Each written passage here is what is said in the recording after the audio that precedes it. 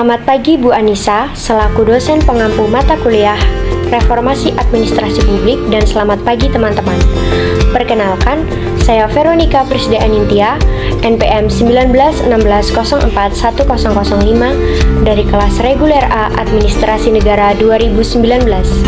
Pada kesempatan ini, saya akan mempresentasikan mengenai tantangan reformasi birokrasi di Indonesia dalam mewujudkan good governance. Saat ini, sebagian masyarakat Indonesia masih memberikan penilaian negatif terhadap birokrasi sebagai penyelenggara layanan publik.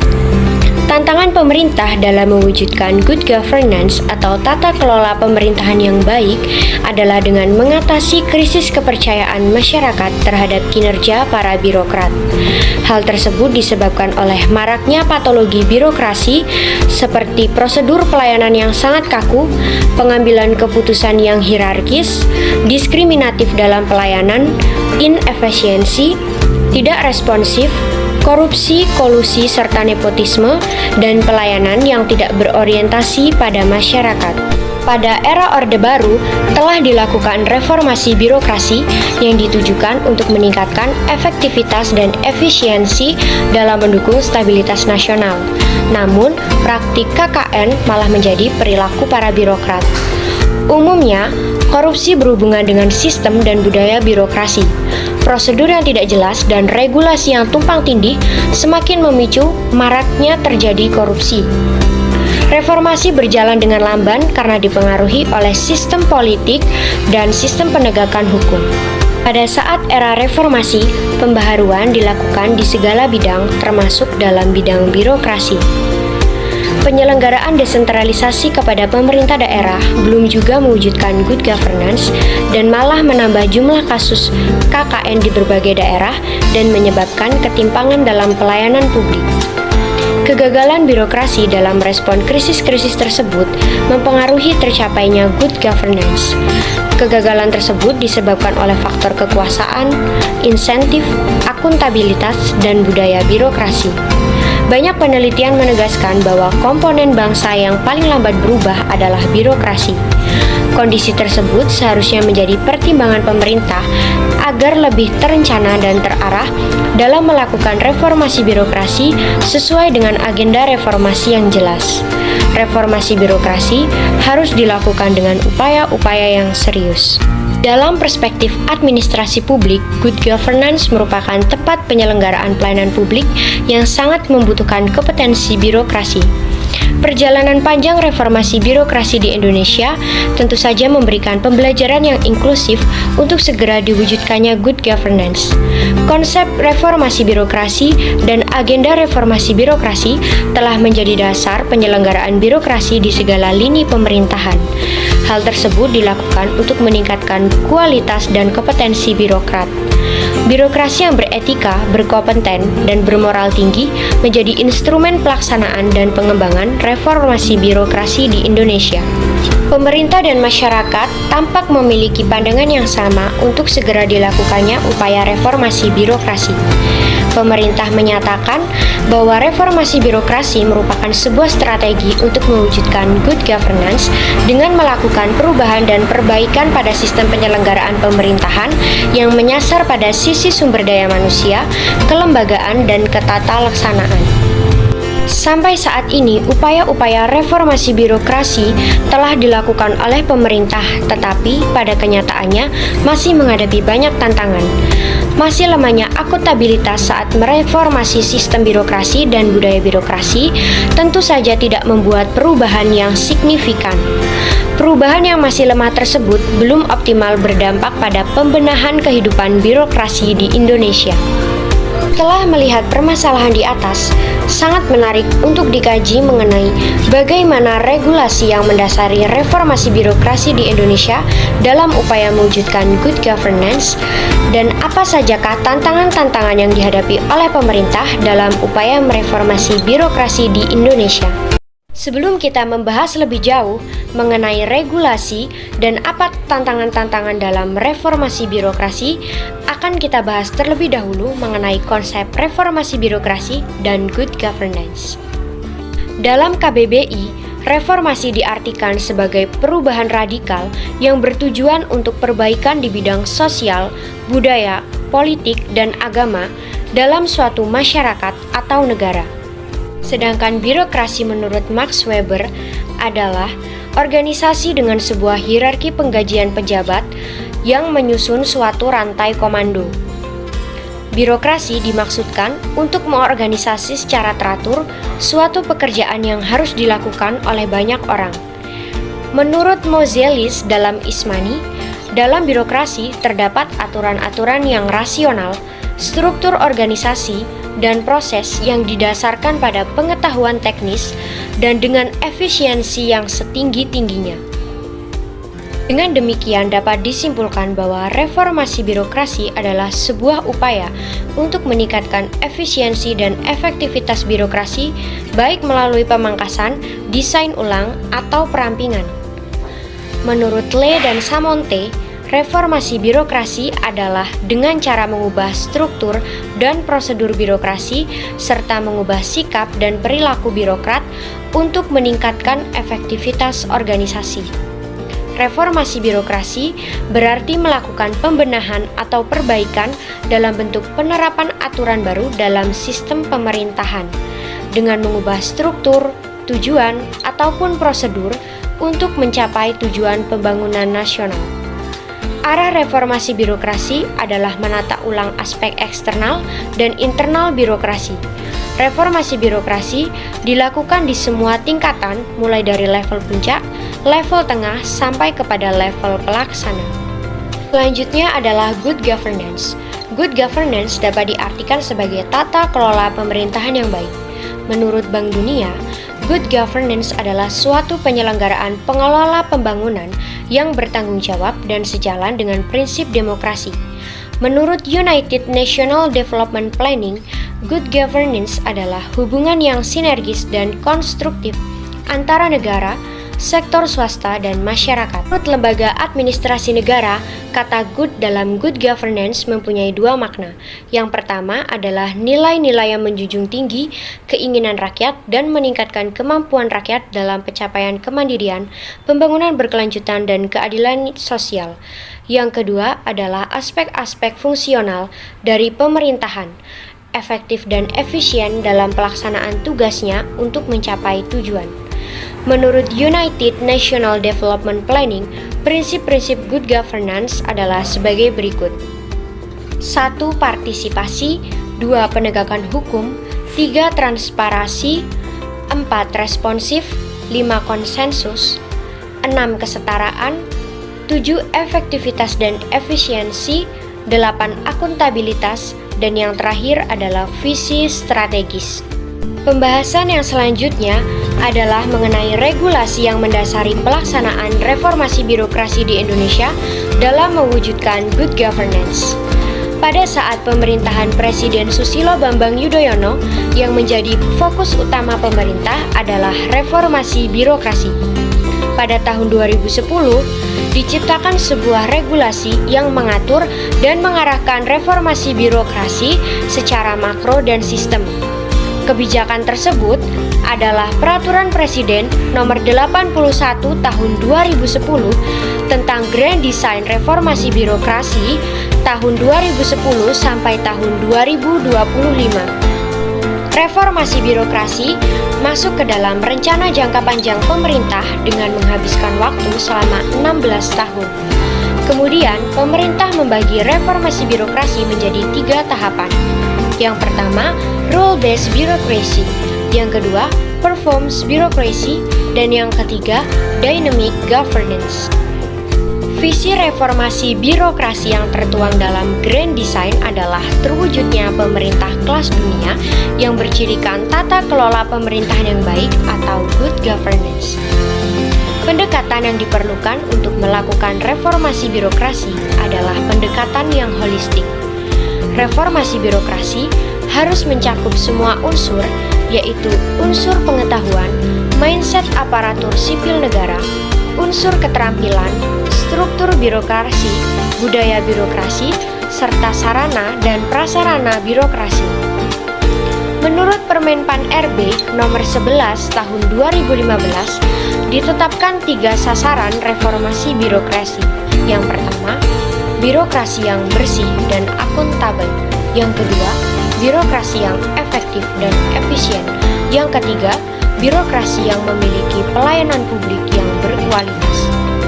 Agar dapat mencapai sasaran-sasaran tersebut, maka roadmap reformasi birokrasi di Indonesia diwujudkan dengan pembenahan pada 8 area reformasi birokrasi, yaitu mental aparatur, pengawasan, akuntabilitas, kelembagaan, tata laksana, sumber daya manusia, perundang-undangan atau kebijakan, dan pelayanan publik. Roadmap reformasi birokrasi tahun 2020 sampai 2025 mengandung substansi bahwa perlunya menerapkan merit system dalam pengelolaan sumber daya manusia atau aparatur sipil negara. Perubahan dalam manajemen sumber daya manusia berguna untuk memperoleh pegawai negeri yang profesional dalam melayani masyarakat, sehingga menjamin adanya transparansi, akuntabilitas, dan sebagainya. Dalam roadmap reformasi birokrasi tahun 2020 sampai 2025, disebutkan bahwa untuk menyempurnakan dan meningkatkan kualitas reformasi birokrasi secara nasional, ada sejumlah kebijakan di bidang manajemen aparatur sipil negara, yaitu sebagai berikut. 1. Penetapan dan pengadaan calon pegawai negeri sipil dilakukan dengan sangat selektif. 2. Penerapan sistem rekrutmen dan seleksi pegawai dilakukan secara transparan, kompetitif, dan berbasis teknologi informasi komunikasi. 3. Penguatan sistem dan kualitas penyelenggaraan pendidikan dan latihan. 4. Penerapan sistem promosi secara terbuka, kompetitif, dan berbasis kompetensi didukung oleh makin efektifnya pengawasan oleh Komisi Aparatur Sipil Negara atau KASN. 5.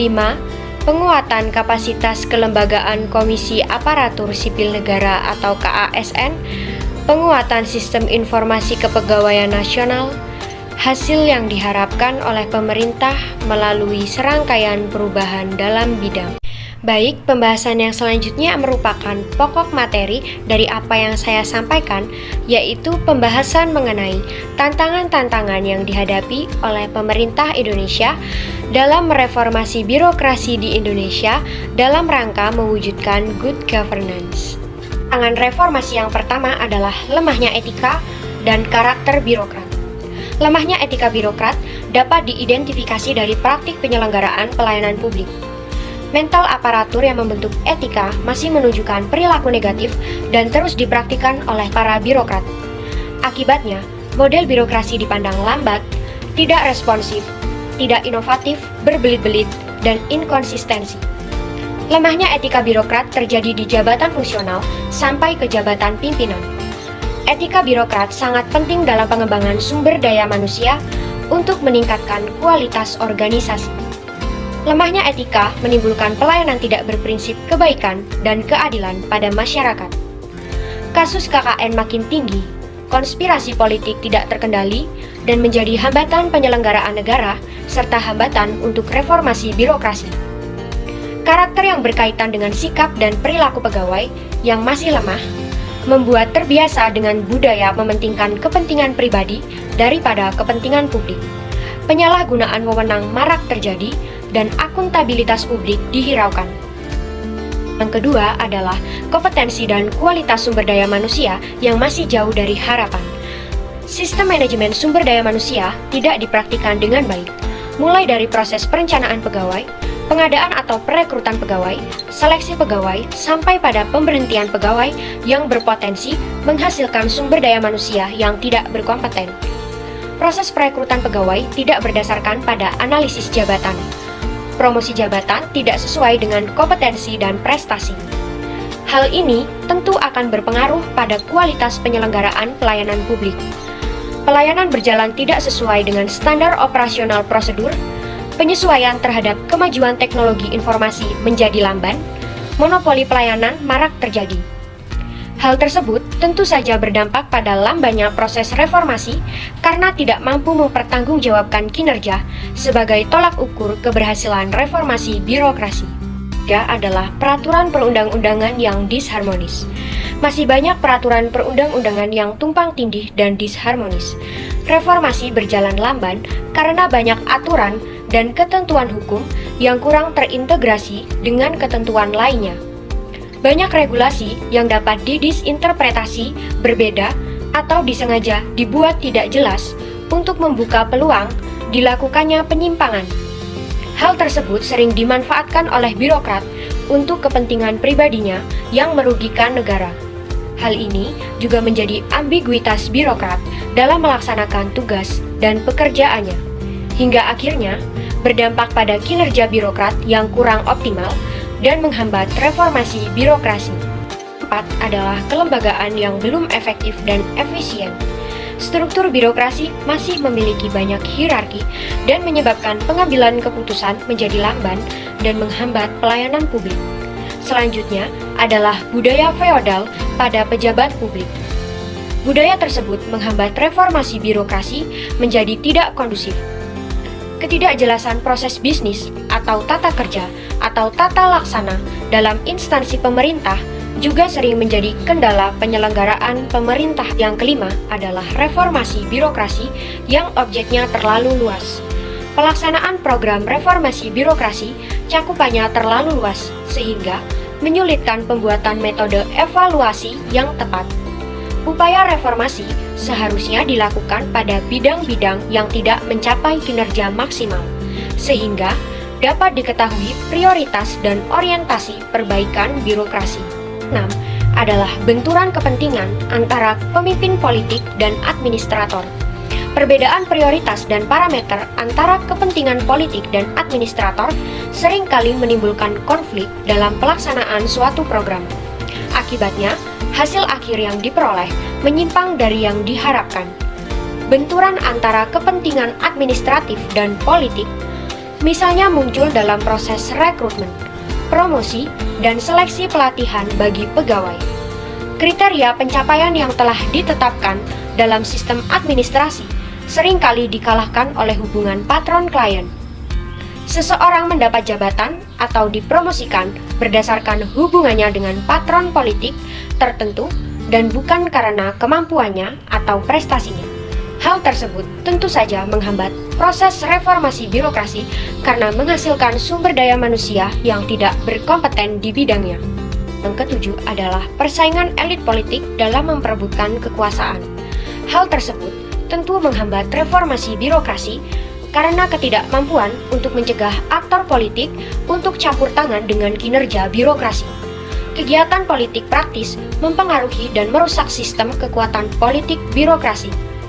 Netralitas birokrasi belum diwujudkan sehingga tidak ada batas tegas antara wilayah kewenangan politis dan birokrat.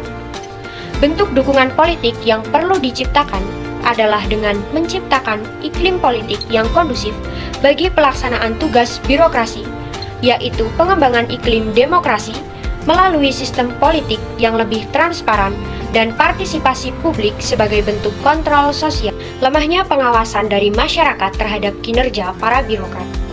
Berbagai penyimpangan yang menghambat reformasi birokrasi juga terjadi karena lemahnya pengawasan dari masyarakat. Hal tersebut mengakibatkan tumbuhnya perilaku koruptif atau perilaku negatif. Lemahnya kontrol dari masyarakat dikarenakan minimnya tampungan aspirasi dari masyarakat yang kurang mendapatkan respon secara baik. Minimnya sarana dan prasarana aspirasi masyarakat dalam pengembangan dan penyelenggaraan negara terhadap temuan-temuan masyarakat yang mengindikasikan terjadi penyimpangan oleh para birokrat. Hal ini tentu saja menyebabkan reformasi birokrasi berjalan lamban karena tidak ada kerjasama antara pemerintah dengan masyarakat. Pemerintah sudah berupaya melakukan reformasi birokrasi dengan menciptakan Grand Design Reformasi Birokrasi tahun 2010 sampai tahun 2025. Pada dasarnya, reformasi birokrasi merupakan proses perbaikan secara struktural dan kultural. Reformasi birokrasi struktural meliputi reformasi mekanisme, prosedur, dan regulasi. Sementara, reformasi kultural meliputi perbaikan pada budaya birokrasi, etos kerja, perilaku, serta etika birokrasi. Pengukuran keberhasilan reformasi birokrasi menjadi acuan dalam pencapaian good governance. Tujuan utama dalam pelaksanaan reformasi birokrasi adalah melaksanakan perbaikan agar terwujud tata kelola pemerintahan yang baik. Tatanan yang baik tersebut dapat mempengaruhi sumber daya yang ada di dalam organisasi. Keberhasilan reformasi yang sesuai dengan good governance akan berdampak pada keadilan dan kesejahteraan masyarakat. Tantangan-tantangan yang dihadapi dalam upaya mereformasi birokrasi seperti korupsi, kolusi, dan nepotisme, sumber daya manusia yang tidak kompeten, dan yang telah dijelaskan tadi di pembahasan, harus menjadi pertimbangan pemerintah untuk mengembangkan langkah-langkah reformasi birokrasi yang lebih strategis agar upaya dapat tercapai secara optimal. Saran atau solusi yang bisa saya sampaikan adalah pemerintah harus mengelola tantangan-tantangan tersebut dengan baik dan mencari solusi yang paling tepat agar tidak terjadi kegagalan reformasi birokrasi di tahun yang selanjutnya. Pihak birokrat dan masyarakat harus bekerja sama dan saling mendukung pelaksanaan reformasi birokrasi agar berjalan lebih cepat, sehingga penyelenggaraan negara berlangsung dengan baik. Dalam hal reformasi birokrasi, peranan pemimpin sangat dibutuhkan sebagai pembimbing, pengarah, dan motivator para birokrat untuk mengelola sumber daya manusia yang berkompeten dan berkualitas. Selanjutnya, hal yang berkaitan dengan roadmap reformasi birokrasi. Roadmap reformasi birokrasi tahun 2020 sampai 2025 harus mencantumkan tujuan yang spesifik yang dapat dicapai untuk melakukan perubahan manajemen sumber daya manusia sehingga instansi dapat menerapkannya secara lebih optimal.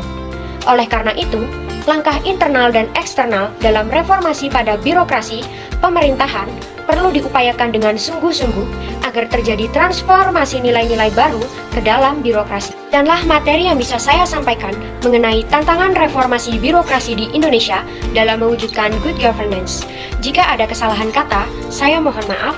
Terima kasih untuk waktu dan perhatiannya, dan semoga materi saya bermanfaat untuk menambah pengetahuan.